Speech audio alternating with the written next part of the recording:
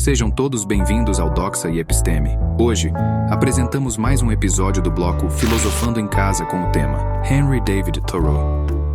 Henry David Thoreau, 1817 a 1862, nos recorda frequentemente sobre a importância da simplicidade, autenticidade e desobediência direta, mesmo em uma era onde o sucesso na vida moderna é frequentemente associado com uma dependência excessiva da tecnologia, uma constante conexão com outras pessoas, uma busca incansável por lucro máximo e a obediência às convenções convencionais.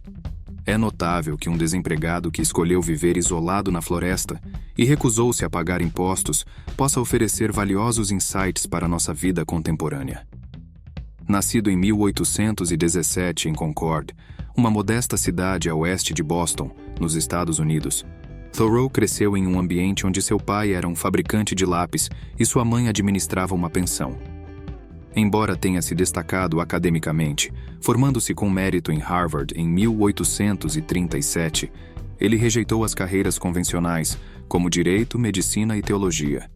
Por um breve período, ele atuou como professor, mas sua aversão à punição física o levou a abandonar esse emprego. Em resumo, ele se mostrou insatisfeito com todas as trajetórias tradicionais que se apresentavam diante dele. Foi então que Thoreau estabeleceu uma notável amizade com o filósofo americano Ralph Waldo Emerson, que era um defensor do transcendentalismo. Essa filosofia considerava o mundo dividido em duas esferas, a material e a espiritual. Os transcendentalistas enfatizavam a supremacia do reino espiritual sobre o material como fundamental para uma vida verdadeiramente satisfatória. Emerson e sua filosofia transcendental exerceram uma profunda influência sobre Thoreau, servindo de catalisador para que ele empreendesse seriamente uma carreira como escritor.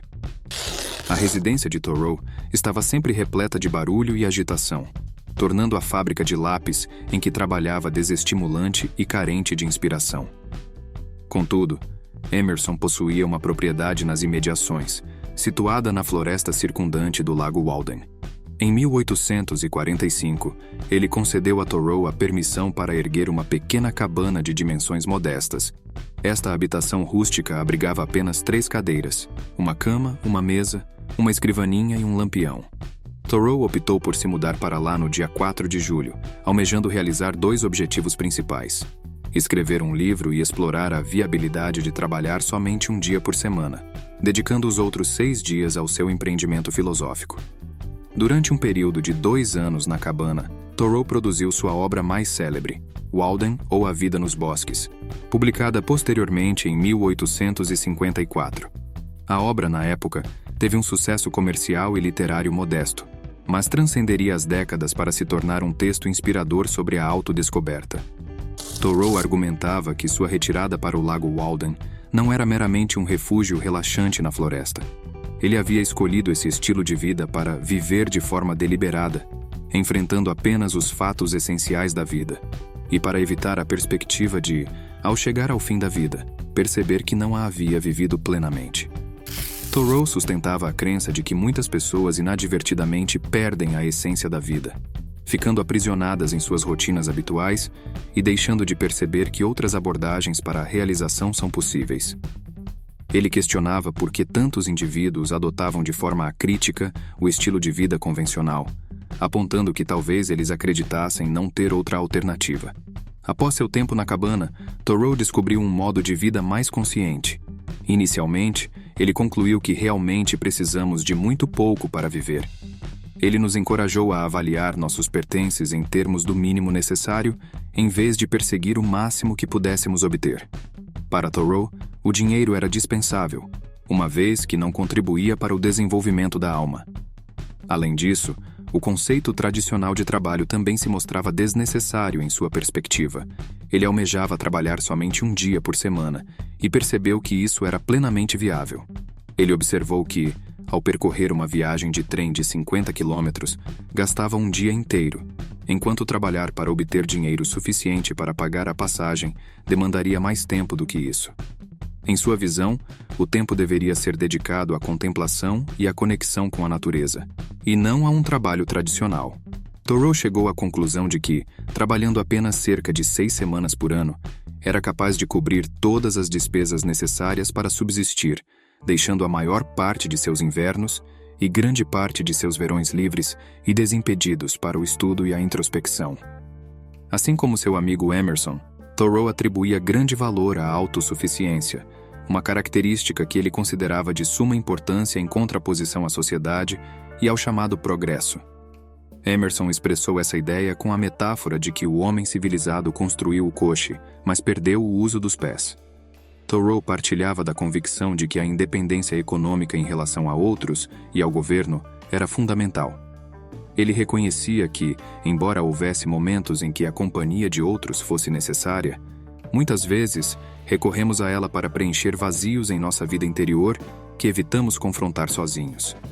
Para Thoreau, aprender a viver de forma autônoma era mais do que simplesmente realizar tarefas diárias. Tratava-se de ser uma boa companhia para si mesmo, de depender, em primeiro lugar, de seu próprio ser para obter companhia e orientação moral. Ele enfatizava: insista em si mesmo, nunca imite. Você pode manifestar seu dom único a todo momento, fortalecido pelo acúmulo de uma vida inteira, enquanto o talento alheio adotado só nos proporciona uma posse temporária e parcial. Ele também defendia que a mudança no mundo começava com uma transformação pessoal. Além disso, Thoreau tinha uma visão bastante crítica da tecnologia, a qual ele via frequentemente como uma distração dispensável. Ele reconhecia o valor prático das inovações tecnológicas, mas alertava que essas inovações não resolviam o verdadeiro desafio da felicidade pessoal. Ele comentava: nossas invenções costumam ser brinquedos atraentes que desviam nossa atenção das coisas importantes. Temos pressa de construir um telégrafo magnético do Maine ao Texas, mas talvez o Maine e o Texas não tenham nada de verdadeiramente importante para comunicar. Thoreau acreditava que o que realmente precisávamos para alcançar a felicidade não era trabalho, dinheiro, tecnologia ou uma grande quantidade de amigos, mas sim tempo. Além disso, Thoreau via a natureza como uma fonte de profunda significância espiritual. Ele buscava constantemente descobrir Deus na natureza. Para ele, os animais, florestas e cachoeiras possuíam um valor intrínseco, tanto por sua beleza quanto por seu papel nos ecossistemas. Ele expressou o desejo de que todos os campos da terra fossem mantidos em estado selvagem, pois acreditava que provavelmente descobriríamos que a natureza é mais valiosa, mesmo pelos nossos padrões de avaliação, do que as nossas melhorias. Thoreau instava as pessoas a se enxergarem como parte da natureza, a se verem como natureza observando a natureza, em vez de uma força externa ou senhores da natureza. A natureza, acima de tudo, proporciona um significado que o dinheiro, a tecnologia e a opinião alheia não podem oferecer. Ela nos ensina humildade e consciência, incentivando a introspecção e a autodescoberta. Thoreau acreditava que, com a consciência apropriada, os seres humanos poderiam transcender suas limitações e crenças antigas. Esse estado de espírito, e não a riqueza material ou o avanço tecnológico, seria o verdadeiro catalisador do progresso. Com otimismo, ele afirmava: o dia só amanhece para aqueles que estão despertos. Há ainda mais dias a nascer. O sol não passa de uma estrela matinal. Se conseguirmos eliminar as distrações de nossas vidas e reservar tempo para a contemplação, novas descobertas nos aguardam.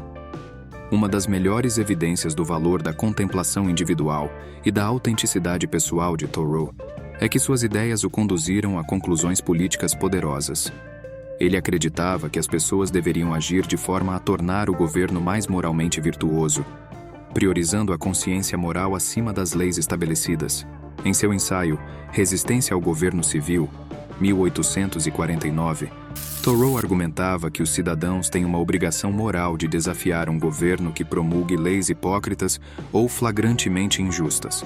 Em sua visão, o governo dos Estados Unidos naquela época provocou o México em 1846 para iniciar uma guerra com o objetivo de expandir seu território e apoiava a instituição da escravidão. Em protesto, Thoreau adotou o que ele chamou de desobediência civil, uma resistência pacífica às leis imorais. Em julho de 1846, ele se recusou a pagar seus impostos como forma de não financiar a Guerra Mexicano-Americana e a escravidão. Como resultado dessa desobediência, ele passou uma noite na prisão, experiência que culminou no ensaio Resistência ao Governo Civil. Ele declarou: Não peço nenhum governo, mas sim um governo melhor imediatamente. Não haverá um Estado genuinamente livre e esclarecido até que reconheça o indivíduo como uma autoridade superior e independente, da qual todo o seu próprio poder e autoridade derivam. O melhor governo é o que absolutamente não governa, e quando os homens estiverem preparados para ele, será o tipo de governo que terão. Essa obra, mais tarde renomeada como Desobediência Civil, só ganhou destaque quando foi adotada por reformistas subsequentes e se tornou uma das obras mais influentes na história da filosofia política americana. Gandhi adotou a ideia de Thoreau da desobediência não violenta como um modelo em sua luta contra o colonialismo britânico, e ele se referiu a Thoreau como um dos maiores homens e um dos mais virtuosos que os Estados Unidos já produziram. Durante a Segunda Guerra Mundial, na Dinamarca, várias pessoas utilizaram a desobediência civil como método de resistência ao regime nazista, e Thoreau também se tornou um herói lá. Além disso, Martin Luther King habilmente incorporou as ideias de Thoreau em sua luta pela igualdade dos afro-americanos. A primeira exposição de King aos métodos de protesto não violento foi através da obra de Thoreau, que ele leu em 1944. Isso o convenceu de que a não cooperação com o mal é uma obrigação moral, tanto quanto a cooperação com o bem. Apesar do período em que viveu como eremita, Thoreau nos fornece lições valiosas sobre como enfrentar a sociedade moderna, que é vasta, altamente interconectada e moralmente desafiadora. Ele nos desafia a ser autênticos, não apenas evitando os excessos da vida material e suas distrações, mas também envolvendo-nos com o mundo e retirando nosso apoio quando acreditarmos que o governo age de maneira injusta. Essa abordagem pode ser desconfortável, já que poucos de nós desejam arriscar nossa liberdade ou posses com um ato de desafio solitário. No entanto, a desobediência civil se tornou uma das formas mais poderosas de resistência passiva já vista no mundo. Thoreau continua relevante hoje, pois os problemas que ele procurou abordar ainda estão presentes em nossa sociedade. Sua ênfase na frugalidade e na renúncia aos excessos materiais oferece uma perspectiva valiosa em tempos de dificuldades econômicas. De fato, seu pensamento ganhou popularidade nos Estados Unidos durante a Grande Depressão da década de 1930. No entanto, como ele provavelmente argumentaria, não deveríamos esperar por uma crise grave para questionar o materialismo em nossas vidas. Além disso, podemos continuar a aprender com sua apreciação pela natureza e as oportunidades psicológicas que ela oferece. Thoreau se tornou posteriormente uma figura venerada no movimento ambientalista, e o lema de Thoreau, "Nas regiões selvagens está a preservação do mundo", é adotado pelo Sierra Club, uma das principais organizações ambientais dos Estados Unidos. Após sua saída de Walden, Thoreau viajou extensamente, trabalhou como topógrafo por algum tempo e publicou muitos outros ensaios, principalmente sobre questões ambientais. Ele enfrentou a tuberculose desde seus anos de faculdade e recaiu em sua saúde após uma expedição para contar os anéis de árvores.